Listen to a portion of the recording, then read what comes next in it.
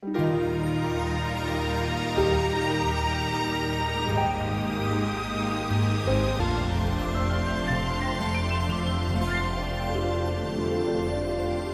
de superhombres, sino de hombres.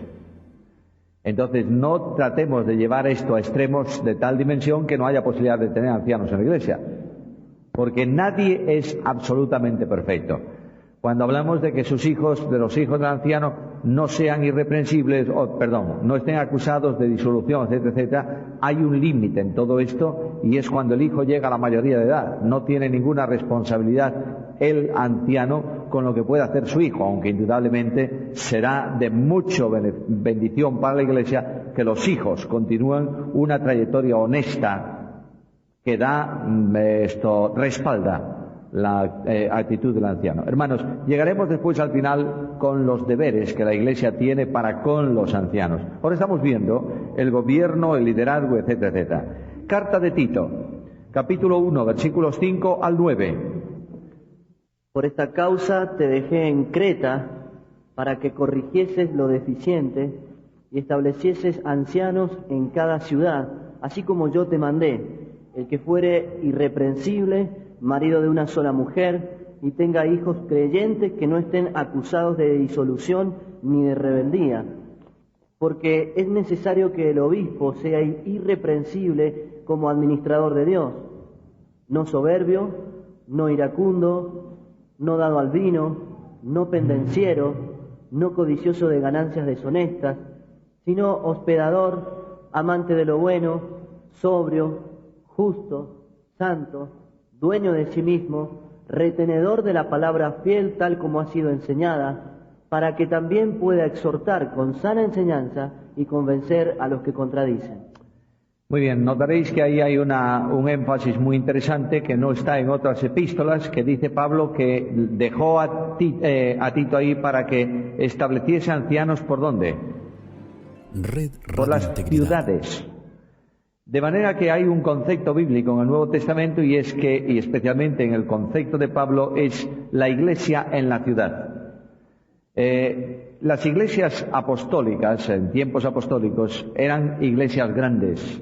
Se reunían en distintos lugares, en casas donde podían acoger un número de hermanos considerable, se reunían por las semanas para orar, etcétera, etcétera, etcétera, pero había un culto de iglesia en donde la iglesia estaba presente. Miradlo en la carta a los Corintios, en donde sin duda había reuniones durante la semana, pero había un día de la semana donde todos los creyentes en Corinto se reunían juntos para partir el pan. Esto simplemente lo dejo como sugerencia de reflexión, porque esto confirma la idea bíblica de que la iglesia local es individual, pero no es independiente, y que hay una interrelación necesaria en cada ciudad, y que las cartas que Pablo escribe no la escribe a la iglesia en Éfeso, calle doctor, pintor, no sé cuántos, le escribe a la iglesia en Éfeso, es decir, a la iglesia en la ciudad. Esto exigiría que el liderazgo de la ciudad se reuniese para asuntos generales de la obra, y cada uno de los grupos de ancianos en una congregación local condujese lo que tiene que ver con esa estricta congregación a lo largo del tiempo, pero hubiese algo común, de identificación común en la misma ciudad. Eso es muy interesante y muy necesario. Evitaría muchísimos problemas, entre otros transferencias de miembros ya en el sentido práctico y cosas por el estilo. Bueno, eso no está en nuestra lección, de modo que notad que ahí Pablo enfatiza la cuestión de ancianos no como una consideración, sino como un mandamiento. Dice en el versículo, así como yo te mandé. De manera que hay un mandamiento apostólico en relación con los ancianos, y ahí también aparecen requisitos para esos ancianos, requisitos familiares. La primera condición está también en Timoteo, que sea irreprensible, marido de una sola mujer, que tenga hijos creyentes, es decir, el texto griego dice literalmente que hijos tenga fieles, es decir, los hijos que son creyentes no estén acusados de libertinaje. Pero no es necesario e imprescindible que el anciano tenga, a mi entender, no es doctrina fundamental, todos sus hijos creyentes. Claro, esto se ha extremado en algunos momentos, de manera que yo tengo a la vista un documento de condiciones limitativas para obispos de la Iglesia del Concilio de Cartago, que en el canon 18 dice que no se reconozca ni como diácono ni como presbítero a quien no tenga convertido al cristianismo a todos los de su casa. ¿Sabéis qué trajo como consecuencia? No había infieles en la casa de los obispos, pero la conversión era pura convicción, pero no pura conversión. Es lo mismo que cuando se abrió la Iglesia al cristianismo y se hace religión oficial del Imperio Romano. ¿Entran en masa? ¿Creyentes? No, simplemente cristianos nominales. Bueno, requisitos personales, que es irreprensible, ya lo vimos, como administrador de Dios. Segundo, un aspecto importante que enfatiza Pablo ahí es que no sea soberbio. Y esa palabra soberbio tiene que ver con autocomplacencia. Es decir, una persona que se considera el más grande, el más guapo y el más digno dentro de la congregación. Literalmente, no reconozcas arrogantes como ancianos. Ese es el concepto que hay. Es un defecto tremendo la arrogancia en las personas, en todas. Una persona arrogante en el mundo es digno de compasión, pero en la Iglesia es un problema muy serio.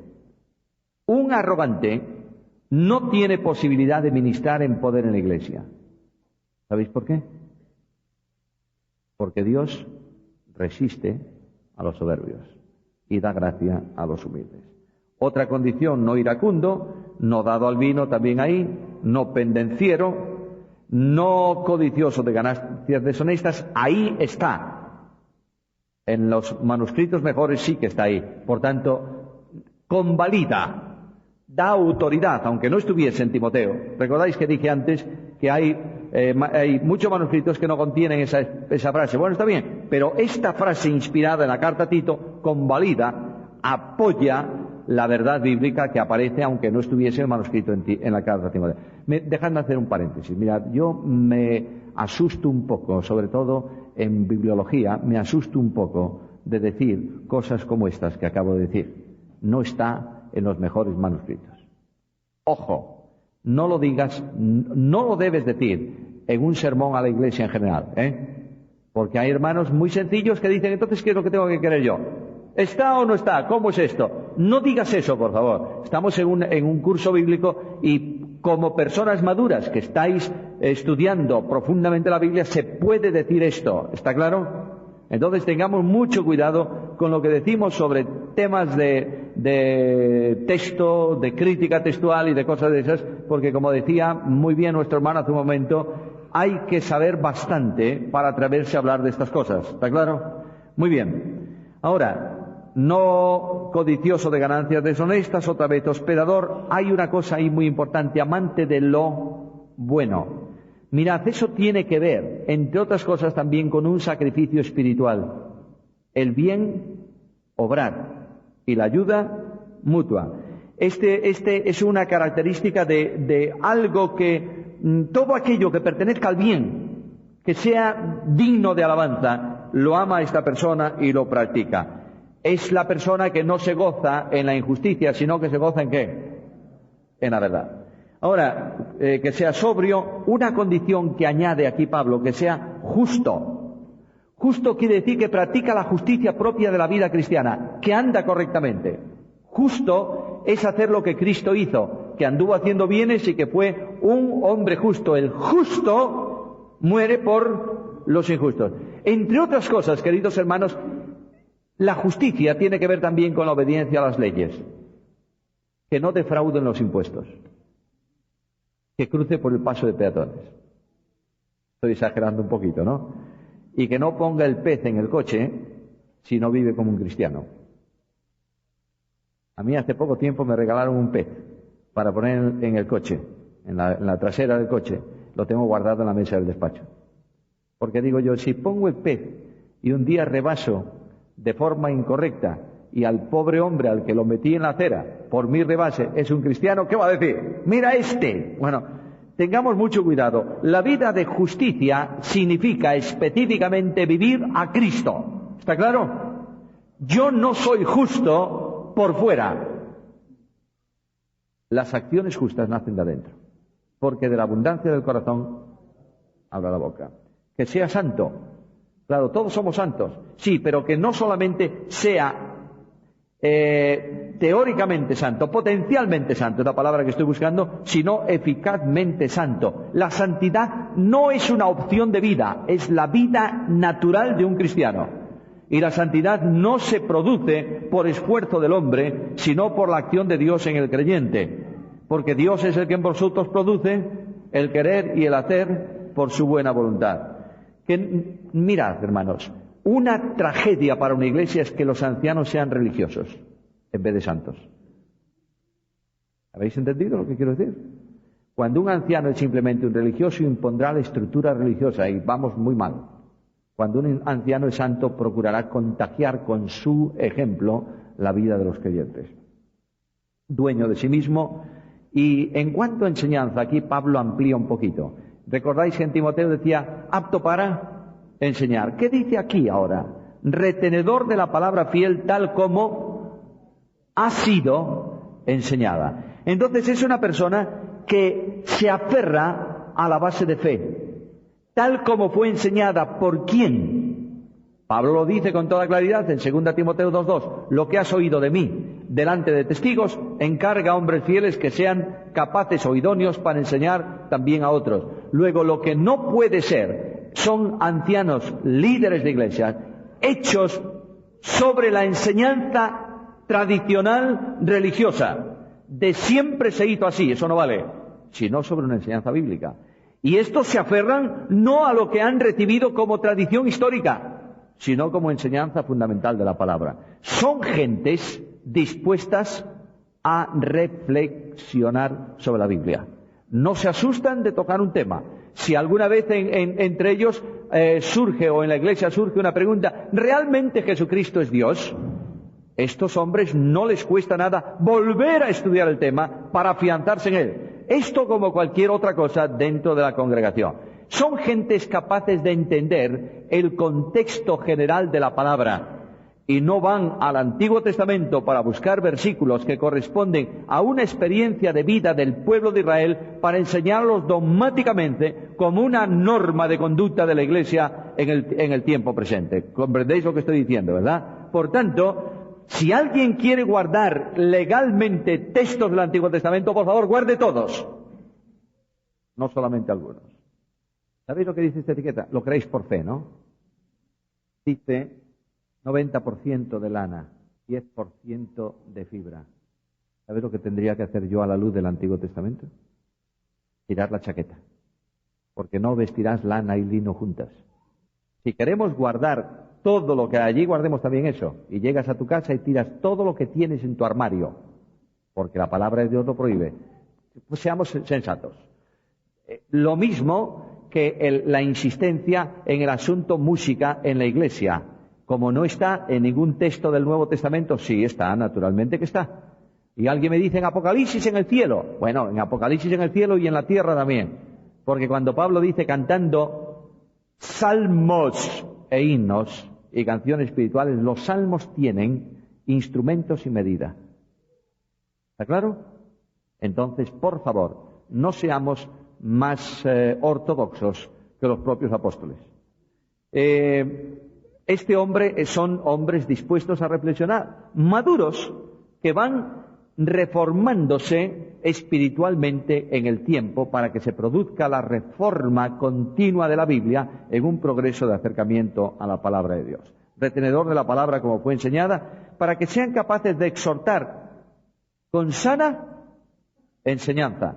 Luego la exhortación no son sus opiniones, es la opinión de la palabra de Dios, sana enseñanza, y convencer a quienes, a los que contradicen, convencerlos con la palabra. Mirad, hay un ejemplo bíblico interesante y es el ejemplo de Esteban.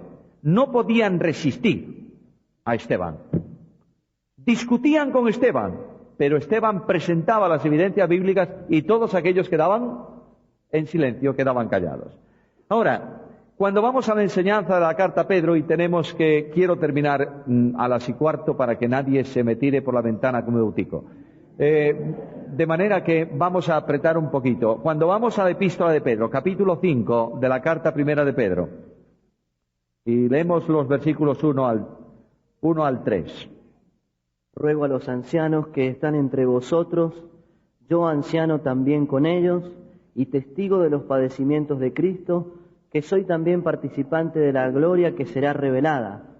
Apacentad la grey de Dios que está entre vosotros, cuidando de ella, no por fuerza, sino voluntariamente, no por ganancia deshonesta, sino con ánimo pronto, no como teniendo señorío sobre los que están a vuestro cuidado, sino siendo ejemplos de la grey.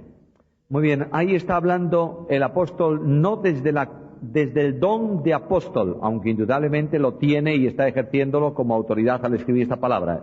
No podemos desvincular nunca de la persona el don que tiene, está ahí. Pero está escribiendo aquí este párrafo desde la óptica de un anciano, diciendo, yo también, como soy anciano como vosotros, recordad que estáis en la grey, o entre la grey, no sobre la grey. Y las tareas del presbítero, del anciano, ahí, versículo 2, es pastorear la grey. Y el modo de pastorear la grey es conduciendo la grey de forma correcta, conforme a la normativa que aparece en el ejemplo del gran pastor de las ovejas. Si quieres tener el código pastoral de cómo hay que conducir una congregación, lee el Salmo 23, no hace falta otra cosa. Ahí está toda la normativa pastoral. El Señor es mi pastor, como es mi pastor va a proveer de mí ¿cuánto? Lo que yo necesito. La labor pastoral consiste en dar a cada miembro de la Iglesia lo que necesita independientemente y colectivamente a toda la congregación. En lugares de delicados pastos, no son pastos abruptos, son pastos delicados. El pastor conduce a las ovejas a comer en un lugar tranquilo para que puedan hacerlo. Junto a aguas de reposo, ¿qué? Me pastoreará, confortará, aliento personal. Es mi convicción, lo dije muchas veces, lo digo una vez más, la Iglesia de Cristo necesita hoy mucho más aliento que reprensión. Estamos en un mundo en crisis, queridos. ¿Hay problemas o no hay problemas? ¿Hay lágrimas o no hay lágrimas? Muy bien, lo que necesita la Iglesia es simplemente una palabra de aliento para que dé un nuevo paso de fe y siga adelante. ¿Está claro? La reprensión la requieren muy poquitos y de forma privada o personal. No la colectividad de la Iglesia. En lugares de delicados pastos me hace descansar, conforta mi alma, me guía. ¿Por qué sendas? De justicia, sendas correctas. Y lo hace ¿cómo? Por amor, no por obligación, por amor de su nombre. Y luego ¿qué dice? Aunque ande en valle de sombra de muerte. ¿Qué ocurre? No tengo miedo. ¿Por qué? Porque está conmigo. La compañía pastoral en los momentos de crisis en la vida del creyente. Allí está alguien de la congregación al lado. Está cuidando, está orando, está acompañando. Estará conmigo. ¿Y qué dice? Aderezas mesa delante de mí en presencia de mis angustiadores. Los angustiadores están ahí, pero la labor pastoral pone una mesa de tranquilidad y de comunión en la vida de los cristianos. ¿Qué más? Unges mi cabeza con aceite. Procuras que huela bien. No andas señalando sus faltas, lo animas para que sea una persona más dentro del rebaño. Unges mi cabeza con aceite, mi copa está rebosando. Y ciertamente el bien y la misericordia me seguirán. Pero hay algo que me he olvidado. Su vara y su callado que dan aliento. A veces los pastores en la iglesia creemos que la vara es para pegar al rebaño y el callado para ahorcar a una oveja. No. La vara es simplemente para defender al rebaño del lobo. Un pastor no pega a su oveja, pero la protege. Quien cobra es el lobo, no la oveja. Y cuando la oveja ve al pastor con la vara, feliz, estoy protegida, va a tener cuidado de mí. ¿Y el callado para qué es? Para que cuando la oveja se pone tonta y no quiere ir por donde tiene que ir, le echa el callado, la trae y la coloca con las otras. Cuento una historia. En cierta ocasión estaba haciendo una visita a una ciudad de España que se llama León y estaba hospedándome en casa de un misionero de origen neozelandés. Su padre había sido, o su abuelo, ya no estoy muy seguro, pero cualquiera de los dos, había sido un oficial imperial inglés en la India. ¿Tú sabes cómo era este misionero? Igual que su abuelo, así, derechito. De modo que la hora de la comida en España es a la 1:30 o 2 de la tarde. Este hombre comía a las 12 en punto. Estaba sonando la campana de la catedral y estaba sentándose en la mesa. Comíamos a las 12, quiere decir que aunque extendíamos mucho la comida, a la 1, como mucho, ya estábamos despachados. Cuando nosotros salíamos a caminar, porque él siempre después de comer salía a caminar, era cuando la gente iba a comer. Bueno, está bien. Caminábamos allí por cerca del río, por un prado que había, y yo vi un día un pastor de ovejas que venía con un rebaño y cruzó el río. Cruzó el puente, quiero decir. Pero antes de llegar al puente, el pastor silbó al perro, el perro juntó al rebaño y el pastor se metió por en medio de las ovejas y agarró una oveja por aquí, la levantó así, sacó su cinto del pantalón, le ató con el cinto la hebilla a la pata de atrás y luego le hizo un nudo con el resto del cinto en la pata de adelante. Quedó así la oveja y la oveja cruzó así el puente. Cuando llegó al otro lado, la misma operación, levantó la oveja, sacó el cinto, lo puso en sus pantalones y soltó la oveja. Yo dije, raro esto. Día siguiente, la misma operación. Y yo que soy curioso de... No, yo no me quedo sin saber qué pasa aquí. Y me fui junto al pastor y le dije, oiga, dígame, ¿por qué hace usted esto? Y él me dijo, se sonrió, me dijo, usted no sabe de ovejas, ¿verdad? Y dije, pues no, la verdad no. Le iba a decir, conozco algunas de 2, pero de 4 muy poco. Y este hombre me miró y me dijo, pues mire usted, esta oveja que usted ve ahí, cuando llega al puente no quiere cruzar el puente. Nunca quiere cruzar el puente. Y lo primero que hace, o lo que hace cuando puede, es ponerse a correr por la orilla del río. ¿Y usted sabe lo que ocurre? Las otras detrás de ella. Y yo detrás de todas. Entonces le amarro la pata a la oveja y la oveja cruza porque las otras la empujan. Y va ahí cruzando. Y yo dije para mí, qué barbaridad. Si yo soy el pastor de esta oveja, me la aso al otro día, la como y se acabó el problema. Pero me ha hecho reflexionar. En la iglesia de Cristo hay muchas ovejas díscolas como esa. El pastor no tiene que golpearlas, simplemente hacerlas caminar. ¿Está claro?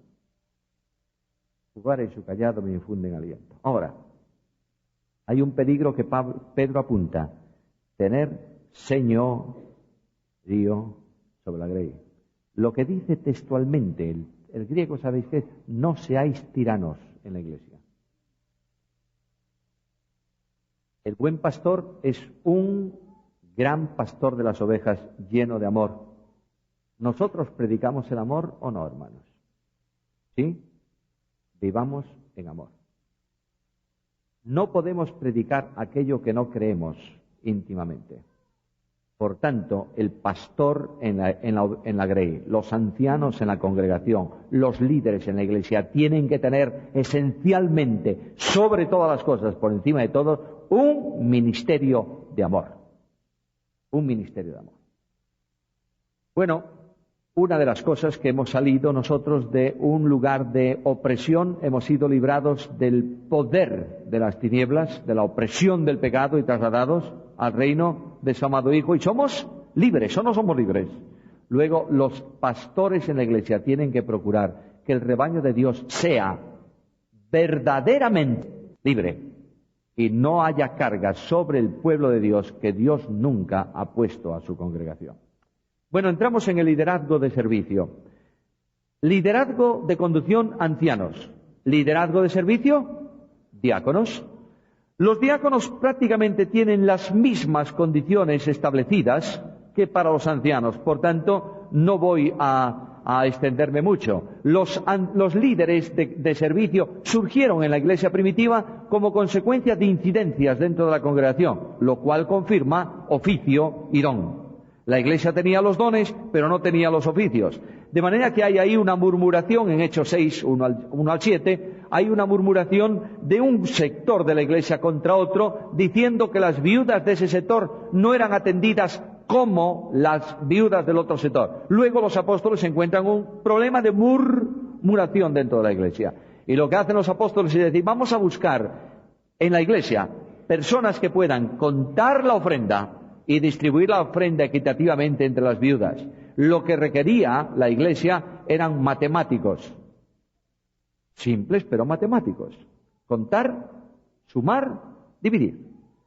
Pero los apóstoles saben de que el hombre de Dios no necesariamente tiene que ser un técnico, tiene que ser un hombre espiritual. La diferencia entre un hombre espiritual y un hombre carnal no está en lo que hace, sino en el motor que mueve la acción. Un hombre espiritual, una mujer espiritual, es la que está movida por el Espíritu Santo. Un hombre carnal es el que está movido por su propia naturaleza sin el control del Espíritu. La oración puede ser algo muy espiritual o muy carnal. Jesús dijo en su tiempo que había algunos fariseos que oraban en las esquinas de la calle, ¿para qué? Para ser vistos. Eso es una carnalidad.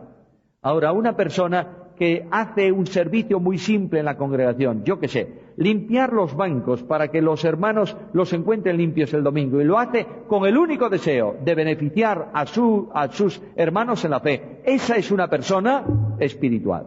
Está siendo movida por el Espíritu. Por tanto, se exigía que fueran hombres llenos del Espíritu Santo y de buen testimonio. De nuevo, la misma cuestión. Y la Iglesia interviene ahí en el reconocimiento. No hay votación en aquella iglesia para elegir los diáconos, pero hay un reconocimiento de personas que reunían esas características. Los apóstoles dijeron, nos llegan con 7, luego no necesitamos 22, 7. Y la congregación buscó entre ellos personas que cumplían la normativa establecida por los apóstoles. El liderazgo de servicio, al no ser una actividad de ejercicio de autoridad, no hay ningún tipo de limitación para que haya hombres y mujeres en el servicio de diaconía en la iglesia. Prueba de que la iglesia primitiva tenía diaconisas reconocidas, lo encontráis en Romanos, capítulo 16. Os recomiendo además nuestra hermana Febe, la cual es diaconisa de la iglesia en Cencrea. De manera que la hermana Febe era diaconisa en la iglesia en Cencrea. Cuando vamos a la carta primera de Pablo a Timoteo, en el capítulo 3, donde habla de requisitos para los diáconos, notaréis que los versículos 8, 9 y 10 habla de diáconos en general, que tengan limpia conciencia, que no sean de doblez, que no sean dados a mucho vino, etcétera, etcétera, que guarden el misterio de la fe, y estos sean sometidos a prueba, no a prueba de diaconado, a prueba de fe. Es decir, sean reconocidos como que tienen estas características y luego ejerzan el diaconado. ¿Y qué dice a continuación en versículo 11?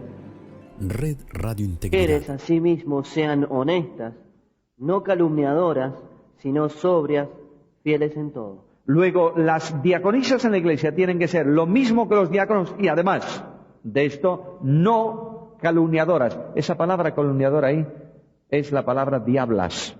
No lo tenemos en castellano. Es decir, las que le dan. Oye, los hombres también le damos a la lengua. Pero aquí habla de mujeres. Yo no tengo ningún. Está hablando de esto. Las que no sean calumniadoras, sino sobrias y fieles como en todo. Ahora, yo quiero daros para los profundos estudiosos de las epístolas de Pablo la expresión a sí mismo que usa Pablo es en el lenguaje que Pablo utiliza sinónimo de conjunción copulativa y. Es decir, nunca divide dos partes de su escrito, sino que los vincula. ¿Estáis siguiéndome? En esta carta aparece en el capítulo 2, versículo 9, asimismo las mujeres. En el capítulo 3, versículo 11, las mujeres asimismo. En el capítulo 5, versículo 25, asimismo se hacen manifiestas las buenas obras. Por tanto, en todas esas partes en donde aparece el término asimismo, está hablando de vinculación entre las dos partes de la oración. Digo esto para vuestro análisis bíblico, simplemente. Las mujeres diaconisas, asimismo, funcionan de esta manera. Muy bien, ya sabemos mucho de las obligaciones del anciano, ¿verdad? Siempre los miembros de la Iglesia tenemos en la puerta de nuestro armario espiritual las obligaciones de los ancianos. Y cuando los ancianos se presentan en la Iglesia, yo bajo la cabeza y digo, este no cumple el requisito 12 o el requisito 22. Y ya solamente por ese hecho, quien no cumple el requisito del amor soy yo. ¿Está claro? Ahora, ¿qué tiene que hacer la Iglesia con los líderes? Andar a patadas con ellos. Primero, reconocerlos. Te he dejado en Creta para que constituyes, coloques, y los ancianos en la Iglesia deben ser y los diáconos deben ser reconocidos por la Iglesia. Deben ser obedecidos. Primera carta, rápidamente la Biblia, por favor. Primera carta a los Corintios, capítulo 16, versículos 15 y 16. Hermanos, ya sabéis que la familia de Estéfanas es las primicias de Acaya, y que ellos se han dedicado al servicio de los santos. Os ruego que os sujetéis a personas como ellos y a todos los que ayudan y trabajan. Luego, los que ayudan y trabajan, los que sirven en la Iglesia, deben ser reconocidos y obedecidos, no por lo que son, sino por el ministerio que ejercen. Dejarse persuadir por los ancianos es una obligación moral de cada uno de los creyentes. Persuadirse quiere decir atender su enseñanza, sus indicaciones y su conducción. Una obligación de los creyentes es impedir que los ancianos de la Iglesia lloren a causa de nuestra actuación. Las lágrimas de los pastores en la Iglesia, de los ancianos de la Iglesia, tienen mucho efecto en la reacción de Dios en relación con esa Iglesia. Hebreos, por favor, capítulo 13, versículo 17. Obedeced a vuestros pastores y sujetaos a ellos, porque ellos velan por vuestras almas como quienes han de dar cuenta, para que lo hagan con alegría y no quejándose, porque esto no os es provechoso. De modo que un pastor, las quejas de un pastor delante de Dios por la aflicción producida en su ministerio por una iglesia rebelde, dice el escritor, no os es provechoso. Lastimar a un líder a quien Dios ha colocado en la iglesia tiene mucho que ver con lo que tú estás haciendo con Cristo. ¿Está claro? Muy importante. Claro, alguien me dirá, es que también hay líderes que fueron puestos y no son líderes. Es verdad, también.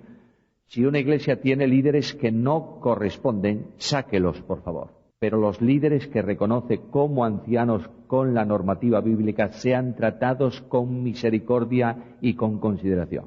Un gran hombre de la iglesia en España actual, que estuvo 22 años de ministerio pastoral en la iglesia evangélica más grande de España, y que su nombre lo conocéis prácticamente la mayoría, que se llama José María Martínez. Un día José María Martínez estaba dando un seminario para líderes de la obra y dijo algo que yo recuerdo y anoté y archivé y utilizo cuando puedo. Dijo, el pastor en la iglesia, los ancianos en la iglesia, son personas que reciben a lo largo de su vida de ministerio pedradas de la iglesia. Es decir, la iglesia le tira piedras. Al final le levantan un monumento con las piedras que le han tirado. Es decir, cuando muere, qué bueno era este hombre, qué fantástico era. Hipócrita. Lo has maltratado a lo largo de tu vida y ahora llora su muerte. Lo que tú tenías que hacer era llorar por él delante de Dios en vida, intercediendo por él. ¿Está claro? Otra responsabilidad, orar por ellos. Otra responsabilidad, cuidar de ellos. Primera carta a Timoteo, por favor, capítulo 5, versículos 17 y 18. Los ancianos que gobiernan bien sean tenidos por dignos de doble honor, mayormente los que trabajan en predicar y enseñar. Pues la Escritura dice, no pondrás bozal al buey que trilla, y digno es el obrero de su salario. Hay dos llamados a la obra a pleno tiempo en el Nuevo Testamento. Uno, el llamado del Espíritu para la obra misionera. Esto es una cosa. Otro, el llamado de la congregación, que separa a alguno de los ancianos de la iglesia para un ministerio específico dentro de la congregación. ¿Qué dice aquí? A estos, a quienes la iglesia separa para su ministerio, deben ser atendidos ¿por quién? Por la iglesia. Y la iglesia debe hacerlo generosamente. Sean tenidos por dignos ¿de qué? Es decir, no le llores lo que le das, pero dale lo suficiente para que viva. Me sorprende, y esto tendría que ver con obra misionera, por tanto no es esto el tema, pero me sorprende mucho cuando alguien me dice, bueno, es que los obreros a pleno tiempo, sean estos u otros, tienen que vivir ¿por qué? Es como que las asambleas somos bárbaras, ¿eh? Viven por fe. ¿Por qué fe? Por la de ellos y por la mía, ¿eh? Que yo también tengo que ofrendar. Y eso es un acto de fe, ¿o no? Eso de que el obrero, el anciano en la iglesia, tiene que ser el más pobre de la congregación, es un delito espiritual. En cierta ocasión se estaba encomendando al ministerio a pleno tiempo a una persona y la iglesia propuso oración por él. Y alguien dijo, Señor, pidamos al Señor que lo haga pobre y humilde. Y un anciano de la iglesia dijo, bueno, vamos a pedir solo que le haga humilde, pobre ya lo vamos a hacer nosotros. Mis amados hermanos, aquí hay una enseñanza grande de la palabra de Dios. El obrero es digno ¿de qué? De su salario. Tratarlos respetuosamente. Primera carta a Timoteo, capítulo 5, versículo 1. No reprendas al anciano, sino exhórtale como ¿qué? Como a padre. Me duele en el alma cuando algún indocumentado en la iglesia se atreve a atentar irrespetuosamente contra un anciano. ¿Estáis entendiendo lo que estoy diciendo? Y estoy diciendo algo muy enfático para que se me entienda bien lo que quiero decir. Los ancianos no son la escoria de la iglesia contra los que nosotros podemos atentar. Hemos de tratarlos con el respeto que merece ¿quién? Un padre. No es que sean padres espirituales, pero deben ser tratados como padres en la congregación. No puede ser admitida una acusación contra un anciano de la iglesia a no ser en boca. ¿Sabe lo que significa? Acusación con pruebas. Siempre hay alguno que es capaz de acusar a un anciano de lo que nunca ha cometido. Primero hay que probar la acusación, documentarla correctamente, antes de recibir ninguna cuestión directamente contra él. Otro mandamiento, no murmurar de ellos. Esto es un mandamiento genérico. Hermanos, no murmuréis ¿de quién? Los unos de los otros. También incluye a los ancianos, naturalmente, pero Pablo toma el Antiguo Testamento comparando aquella ocasión en que Moisés, el pueblo murmuró de Moisés. ¿Recordáis la historia? ¿Y qué dice Dios? No murmuran de ti, murmuran de mí, porque yo fui quien te puse. Mucho cuidado con la murmuración, esto es muy malo. Yo creo que el mejor sistema sería que si tú tienes el vicio de murmurar, aparte de pedir a Dios que te perdone y te aliente, si puedes morder la lengua sería muy bueno. Mientras la lengua cura, no hay murmuración posible, es una medicina fantástica. Y dejas tranquila a la congregación durante un año. Hermanos queridos, la murmuración es un pecado gravísimo, porque estás quitando lo que no puedes restituir. ¿Entiendes esto o no? Cuando tú hablas mal de tu hermano, siempre hay alguien que escucha y dice, bueno, han dicho esto, quién sabe si. Eso es un delito espiritual gravísimo, porque estás rebajando la conducta y eso no lo puedes devolver. Puedes robarle la cartera a tu hermano, se la devuelves, ya has reparado. La conducta no la puedes devolver porque no eres capaz de restaurar a todos los que escucharon tu murmuración. No eres capaz de restaurar a ese hermano. Acordarse de ellos e imitar, ¿qué cosa? Hermanos míos, a veces los creyentes queremos imitar a don fulano. ¿Y qué vamos a imitar de don fulano? Pues don fulano, su forma de vestir, su forma de cantar, su forma de comportarse, su horario en la iglesia. No, dice la Biblia eso, querido. Lo único que tú tienes que imitar de don fulano es su fe. Es decir, la doctrina que él te enseñó y la práctica de su vida consecuente con su fe. No sus pecados y sus males. Eso olvídalos. Pero imita su fe. Antes de ver las faltas de otro, especialmente de un anciano en la iglesia o de un diácono en la iglesia, recuerda algo muy importante. Todo aquel que quiera estar firme, mire que no caiga. Hermanos míos, todo esto es una enseñanza fundamental, porque tiene que ver con lo que Jesús hacía. Tú te imaginas, a veces yo me sorprende ver lo que yo soy. Tú te imaginas a Jesús acercándose a Pedro y diciéndole, oye, ven, ¿sabes que Juan ayer? ¿Tú te imaginas eso? Es imposible. Si tú vives a Cristo, por favor, no hagas lo que Cristo no hubiera hecho jamás. Que el Señor añada su bendición sobre cada uno de nosotros.